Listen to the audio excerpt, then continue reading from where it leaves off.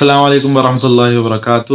آج کی ویڈیو ان طلباء کے لیے ہے کہ جن کے بڑے بڑے ارادے ہیں کہ یار ہمیں علم حاصل کرنا ہے، ہمیں کتابیں یاد کرنی ہے، ہمیں محدث بننا ہے، فقیہ بننا ہے، عربی ہمیں اچھی سیکھنی ہے، گرامر اچھی سیکھنی ہے، جن کے بڑے بڑے ارادے ہیں صحیح، لیکن وہ طالب علم اتنی چھوٹی غلطی کرتے ہیں کہ جس کی وجہ سے ان ارادوں کو اچیو نہیں کر پاتے، ان ارادوں کا حاصل نہیں کر پاتے، اتنی چھوٹی سی غلطی کرتے ہیں۔ جیسے کہ مثال کے طور پہ آپ کے پاس بہت بڑا کنٹینر ہے، اس کنٹینر کے اندر، اس کنٹینر کے ٹائروں میں اگر آپ 10 روپے کی ہوا نہیں ڈالو تو کیا ہوگا؟ چل جائے گا؟ وہ نہیں چلے گا، جبکہ 10 روپے کی ہوا کی کیا اوقات ہے؟ اوقات تو کوئی نہیں ہے، لیکن وہ کنٹینر کو چلنے ہی نہیں دے گی وہ ہوا اگر ٹائروں کے اندر نہیں ہوئی۔ اسی طرح یہ طالب علم جو اتنا بڑا ارادہ رکھتا ہے لیکن اتنی چھوٹی سی غلطی کر لیتا ہے جس کی وجہ سے وہ ان ارادوں کو حاصل نہیں کر پاتا، ان ارادوں کو پورا نہیں کر پاتا۔ اب وہ کیا غلطی ہے؟ سب سے بڑا مسئلہ شہری طلباء کے لیے جو کراچی کے ہوگا یا پھر انڈیا وغیرہ کے ہوگا، سب سے بڑا مسئلہ جو ہوتا ہے وہ یہ ہوتا ہے کہ طالب علم عشاء پڑھتا ہے، عشاء پڑھنے کے بعد کھانا کھاتا ہے، کھانا کھانے کے بعد دوستوں کے ساتھ گپے لگاتا ہے، گپے لگانے کے بعد گھر پہ آتا ہے، گھر پہ آنے کے بعد تھوڑا یوٹیوب، فیس بک، انسٹاگرام، واٹس ایپ گروپ وغیرہ یہ چیزیں دیکھتا ہے، اسٹیٹس دیکھتا ہے۔ جب سب چیزوں سے فارغ ہو جاتا ہے تو پھر جا کے 2 بجے، 1 بجے، 3 بجے سوتا ہے، صحیح ہے؟ یہ طالب علم 3 بجے سوئے گا، کب اٹھے گا؟ فجر تو اس کی گئی، فجر اس کی گئی۔ طالب علم میں نے دیکھا بھی ہے جو ہے وہ کچھ طالب علم اس طرح جو کرتے ہیں فجر نہیں پڑھتے، وہ تو فجر تو گئی اس کی، صحیح۔ اب یہ طالب علم کب اٹھے گا؟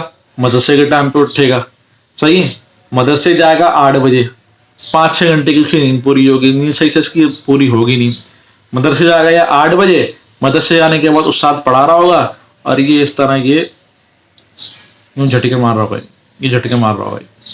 اب یہ طالب علم اس کے اتنے بڑے بڑے ارادے ہیں، غلطی کیا کر رہا ہے؟ غلطی یہ کچھ نہیں کر رہا، اس کا غلطی کا اصل جو غلطی ہے نا وہ ایک سنت طریقے کو چھوڑنا ہے، بس۔ وہ طریقہ کیا ہے؟ نبی علیہ الصلوۃ والسلام کا طریقہ یہ تھا کہ آپ صلی اللہ علیہ وسلم عشاء پڑھتے تھے اور سو جاتے تھے، عشاء پڑھتے تھے، سو جاتے تھے۔ یہ بندہ کیا کر رہا ہے؟ عشاء پڑھ رہا ہے، کھانا کھا رہا ہے، دوستوں کے ساتھ جا رہا ہے، گپے لگا رہا ہے، گھروں میں گپے لگا رہا ہے، اور پھر فیس بک دیکھ رہا ہے، انسٹاگرام، یوٹیوب وغیرہ چیزیں دیکھ رہا ہے۔ یہ طالب علم حاصل کر پائے گا؟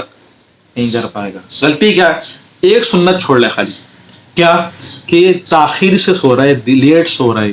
اگر یہی طالب علم، اس کا ارادہ اچھا ہے، یہی طالب علم اگر عشاء پڑھے اور عشاء پڑھنے کے بعد سو جائے، مغرب کے بعد کھانا کھا عشاء پڑھ کے سو جائے، اب ہوگا کیا؟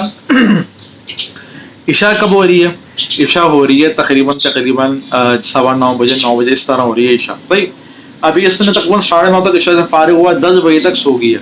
نارمل آدمی 6 گھنٹے سوتا ہے، میں 6 گھنٹے سوتا ہوں، اپنی بات کر رہا ہوں، صحیح ہے، 6 گھنٹے سوتا ہوں میں، کوئی آپ ہوں گے 7 گھنٹے یا 8 گھنٹے، بس میکسیمم اتنی نیند ہوتی ہے، زیادہ نہیں ہوتی، جن کی ہوتی ہے وہ اپنے دماغ کا نقصان کرنا، کچھ نہیں، صحیح، میکسیمم 8 گھنٹے سونا چاہیے، اس سے زیادہ نہیں سونا چاہیے۔ تو ایک طالب علم اگر 6 گھنٹے سو رہا ہے، نارمل جو طالب علم ہے وہ 10 بجے سوگا، صبح 4 بجے اٹھ جائے گا، 4 بجے اٹھ کے اس کو تہجد میں مل جائے گی، دماغ پہ فریش ہوگا، نیند پوری ہوگی، رات کی نیند پوری ہو جائے گی اس کی، تہجد پڑھ لے گا، فجر کے اندر جائے گا، فجر کی نمازیں مل جائے گی اس کو، فجر کے اندر جائے گا، کس کی نیند پوری نہیں ہوتی، کیا ہوتا ہے فجر کے اندر؟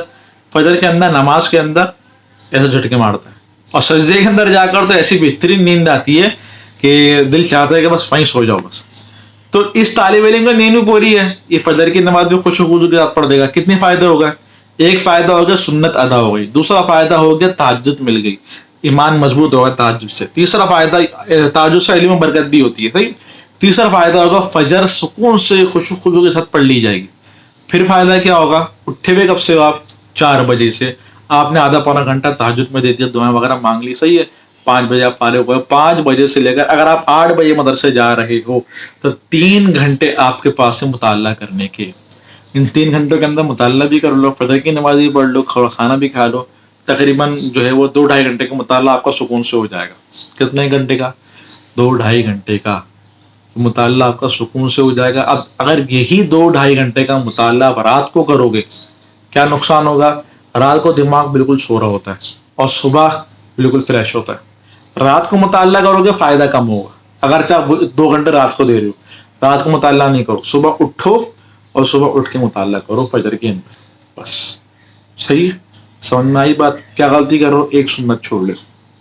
اس سنت کو اختیار کر لو, رات کو جلدی سو جاؤ, صبح جلدی اٹھو گے, پڑھنے کا وقت ملے گا, کافی ٹائم مل جائے گا پڑھنے کا, بہت فائدہ ہوگا اس کے اندر.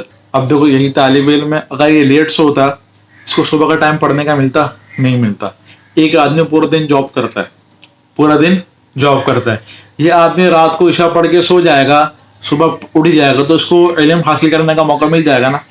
پورا دن جاب بھی کر رہا ہے, صبح علم بھی پڑھ لیں, کتنا اچھی بات, کتنی اچھی بات ہے. علم بھی حاصل, ایک آدمی ایک طالب علم پورے دن مدرسے میں رہتے ہیں, صبح اس کو سبق پڑھنے کا موقع مل جائے گا.